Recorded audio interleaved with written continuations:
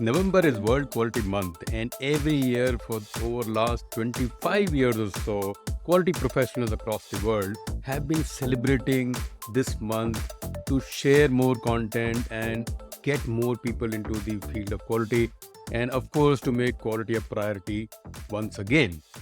It's also to raise the voice of quality across the corporate world. And I'm doing my bit this November by sharing some content through my 25 plus years of experience. Whatever I have learned, I will be here to share with you. So let's get cracking. I will try and make 5 videos this month. One will be about introduction and fundamentals. Second will be about frameworks and tools. And then how does quality actually work? Then, very importantly, people aspects of quality, and finally, technology and the future of quality. So, let's deep dive into the world of quality in the month of November 2024, where I, Anshuman Tiwari, will be sharing with you my lessons of quality. And I hope quality as a subject reaches a lot of people and we can make quality for all a reality. Why should you listen to me? I have almost 3 decades of quality experience, operational excellence, business excellence, quality management, and so on. I am a fellow of the American Society for Quality for over a decade now. I have held senior quality management roles in large global organizations and have the experience to bring the lessons that I have learned to share with you. So, if you are early career into quality, mid, or even senior management into quality, I am hoping that series will help you. So, week one, introduction and fundamentals of quality management. First up, what is quality after all? So, in simple words, quality is meeting or exceeding customer expectations. Of course, this is a very simplistic definition, but I hope you get the point. When you start meeting or exceeding customer expectations, you are said to have achieved some quality levels. It's also about consistently delivering what you have promised. So customer expectations won't get achieved magically. You will have to do something daily, weekly, monthly for those expectations to be achieved. So therefore, meeting customer expectations and consistently doing some comprises quality. But it is more than that. It also applies to products and services. So if you buy something, you of course expect good quality. And if you receive a service, you are also expecting good quality. Quality also impacts trust, loyalty, and reputation. So, trust, as in consumer, your trust, your loyalty towards a brand or a product or service, and the company's reputation. And most importantly, every step in the process can contribute or damage. And now we will go deeper a little bit into the world of quality management. So, quality management, as we know today, is of course a new subject generally believed to have come up around World War One, World War Two, and unfortunately, it is linked to these wars because it was during these wars that the need for quality arms and ammunition was felt the most. And while men, women, and anybody who could go to the war had gone to the war, there was a need to also improve the quality of products which were being built in factories because resources were limited and you had to do the best with what you had. This was like a cauldron of circumstances for quality to do well. The world was being industrialized, the world was at war, and good quality products and services was needed. So all of that came together in the 25 years, which was around 1920s to 1940s, where all this came together to give birth to modern day quality management. But ancient day quality management, there are a lot of history. For example, historians have found the procedure manuals used for mummification in Egypt, in China, where any vendor who was supplying products to the emperor or the palace had to get some seal of approval, which is in a way a seal of quality. And there are other parts of the world as well, including in India, where ancient examples of quality management are seen. But really speaking, the subject, as I said earlier, came about 1920s, 30s, and 40s in that period. One of the most important contributions to the field of quality was in the 1920s by Walter Shewhart, who developed statistical process control, or also called statistical quality control. As the name implies, this is a method based on statistics which can help you control the quality of a process. So imagine your assembly line is sending out hundreds and thousands of products every day in batches, and you can monitor the quality of each item or a batch of items, and based on that, you can assess the quality of your produce. This was first done in the 1920s by Walter Shewhart, and in many ways is the bedrock of all modern quality management. So later on, the works of Dr. Deming, Dr. Juran, all were based on or derived from the work done by Walter Shewhart. So in many ways, Walter Shewhart is the father of modern quality management. Post World War II, Deming and Juran, the two stalwarts of quality management, helped Japan become a quality leader. They were, of course, teaching and consulting in the US, but the subject did not really take off. They found a very eager audience in the Japanese industry, also supported by the government and the emperor in Japan, who wanted to make a huge comeback from the devastation of World War II. So they chose industrialization and quality as their key pillars, and erecting those pillars were Deming and Juran. Later on came ISO 9000 series in 1987, and that helped standardize and popularize quality management. Of course, it was a bare minimal standard, but it was standard that everybody could relate to and understand. So that is a huge contribution in the history of quality from ISO 9000 series. And later on, there were more frameworks like the Malcolm Baldrige framework, Six Sigma, Lean Thinking, and many other. So that was a little bit of a history of quality. We will, of course, in a later video also see the gurus that contributed to quality. So what was the contribution of Deming, Juran, Crosby, Ishikawa, Feigenbaum, and many other such gurus. Point number 3 in the fundamentals or overview of quality is about what are the types of quality. Now, I know the purists among you, the academics, will probably not like this word because quality is quality and there should not be any type, right? But I'm just trying to popularize, take quality to more people. My mission is to make quality accessible to all. It should not remain a statistical, esoteric, elitist subject that most people don't want to understand or relate to. So, in spirit of that mission, I am sharing what is my view of some types of quality. So, one is of course product quality. Product quality, as the name signifies, is the focus on physical goods, so durability, reliability, are the features that were promised included or not.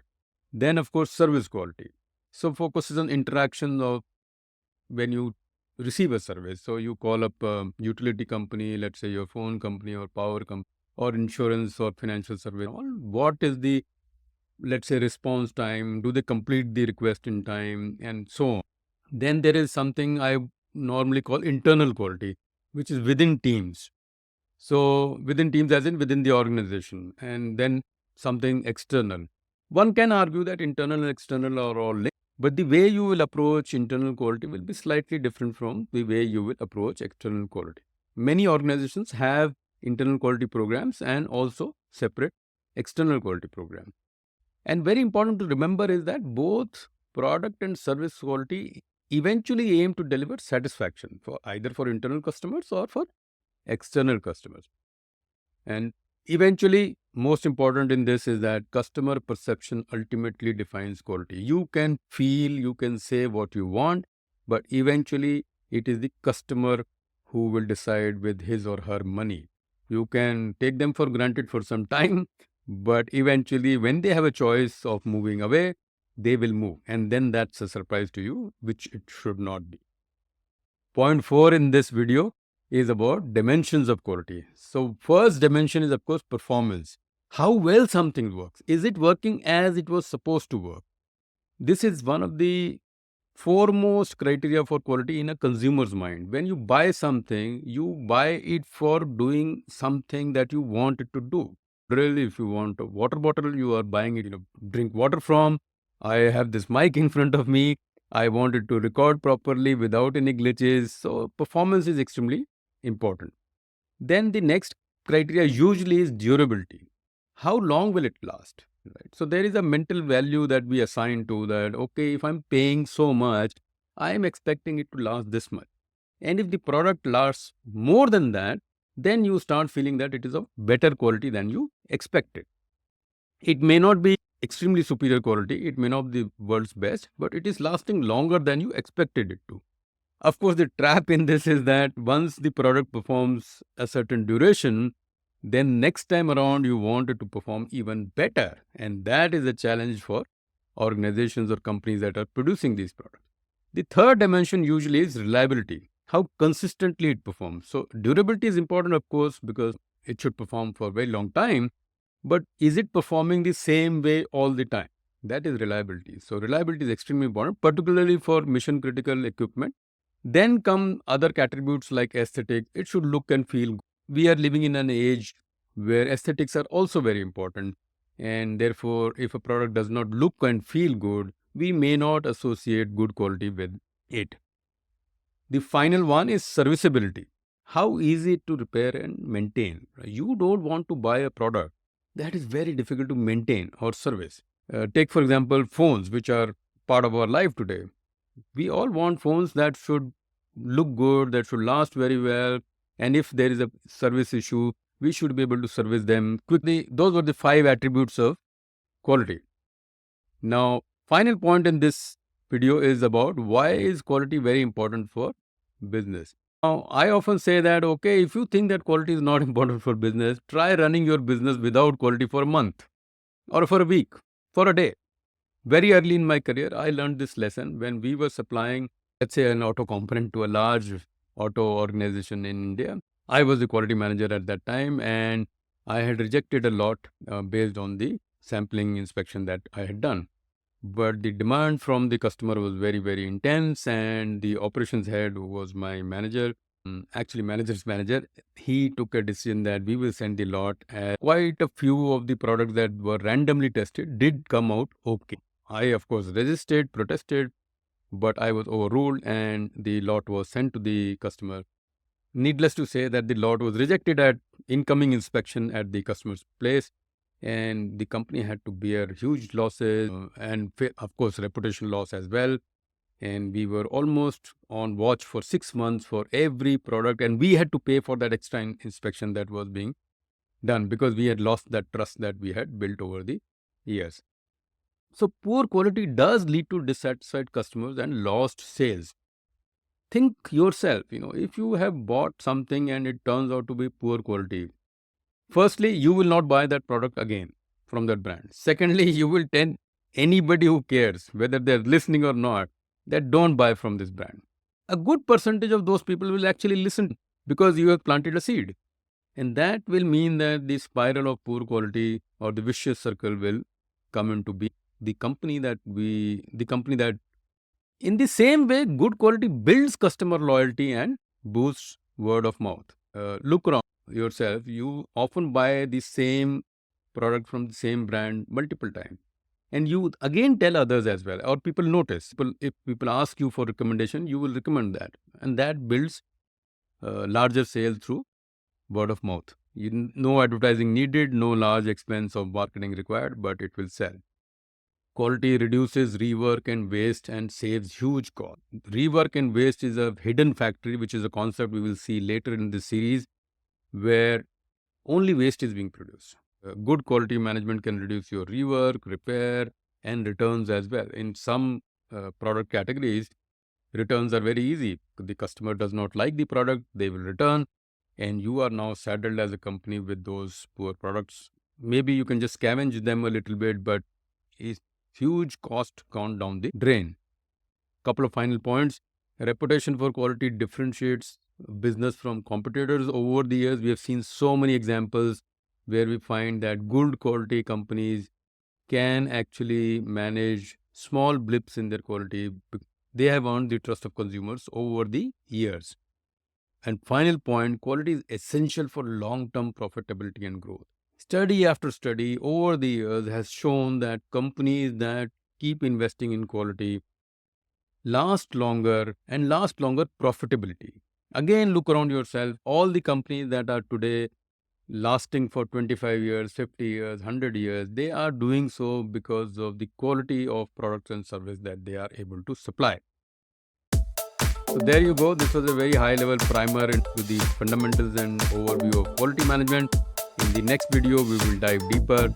And throughout this month of World Quality Month, which is November 2024, you can expect more such videos from me. And I hope this raises the voice of quality and makes quality a priority again. Thank you very much for watching. If you like this, like, share and comment so that the word reaches to more people. Thank you once again. Bye-bye.